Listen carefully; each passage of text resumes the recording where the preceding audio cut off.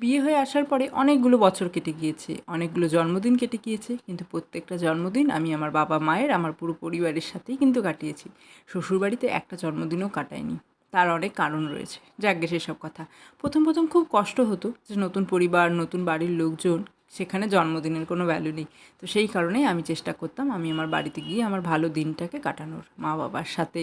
কারণ সেখানে গিয়ে আমার জন্য অপেক্ষা করতো অনেক অনেক ভালোবাসা, তার সাথে দুপুরে মায়ের হাতে সেই স্পেশাল আমার পছন্দের খাবার, আর সন্ধেবেলা পায়েস, ধান দুব্বো দিয়ে আশীর্বাদ করে হাতে কিছু খুচরো পয়সা গুঁজে দেওয়া। সেটাই যেন জন্মদিনের বড় পাওয়া ছিল। মনে হতো যে সত্যি জন্মে কিছু না কিছু ভালো কাজ করেছি। এবারও সেটাই হয়েছিল, কিন্তু অনেকটা দেরি করে, কারণ যিশুর যেহেতু পরীক্ষা চলছিল সেজন্য সকাল সকাল যেতে পারিনি।